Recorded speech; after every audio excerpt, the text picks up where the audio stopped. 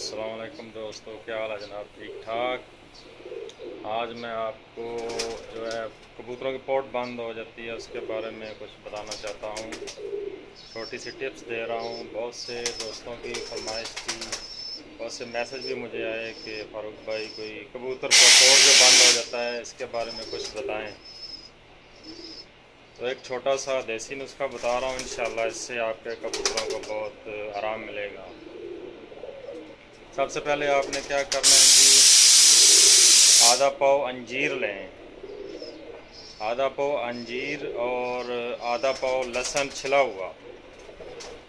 इसके बाद जनाब आधा पाव जो है पुराना गुड़, जो पुराना, बहुत पुराना भी ना हो लेकिन हो पुराना। अगर नहीं मिल सकता तो कोई बात नहीं, आप नया गुड़ भी डाल सकते हैं। इसके बाद एक खाने का छोटा चमचा जो है पुदीना, खुश्क पुदीना। इसके बाद खाने का छोटा हाफ चमचा अजवाइन। इसके बाद जनाब खाने का छोटा चमचा, हाफ से भी थोड़ा कम हो, मीठा सोडा। इन तमाम चीज़ों को अलग अलग कूट के बराबर करें, यानी कि बारीक करें। बारीक करने के बाद जो है इन सब को आपस में मिलाएं, अच्छी तरह से मिलाएं। ये बहुत इसका जो माजून सा बनेगा, ढीला सा, आपने क्या करना है 3-4 दिन जो है इसको ऐसे पड़ा रहने दें।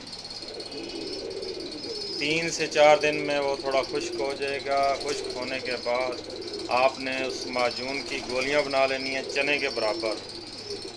इसके बाद आपने क्या करना है, देनी कैसे हैं गोलियां, ये जो देसी मैंने बता रहा हूँ।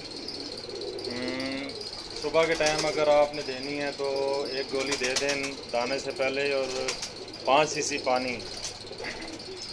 इसके बाद आपने 2 से 3 घंटा तक कुछ नहीं, कबूतर को ना पानी देना है ना दाना जो है खिलाना है।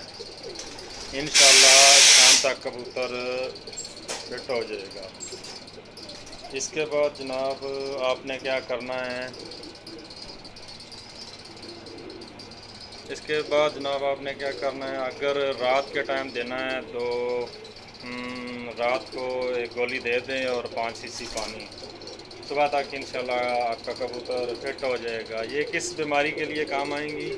जो कबूतरों को सोकड़ा होता है, बदहज़मी है, खाना ठीक से नहीं खा रहे हैं, पोट बंद हो गया है, इसके इन तमाम चीज़ों से ये इनको कबूतरों को आराम मिलेगा। बहुत अच्छी जो है ये पुरानी माजून सी बन जाएगी। जो पुराने दौर में लोग यही इस्तेमाल करते थे, बहुत अच्छी माजून है ये। आप ये इस्तेमाल करें, इंशाल्लाह आपके कबूतरों को काफ़ी आराम मिलेगा। एक तो हाजमा भी ठीक रहेगा, दूसरा आपके कबूतरों को सोकड़ा वगैरह नहीं होएगा। इसके बाद एक और मैं वीडियो शेयर करूंगा जिसमें ज़हरबाद के बारे में क्या क्या करना चाहिए वो भी बताऊंगा। इसके साथ ही इजाज़त चाहूँगा। अल्लाह हाफ़िज़।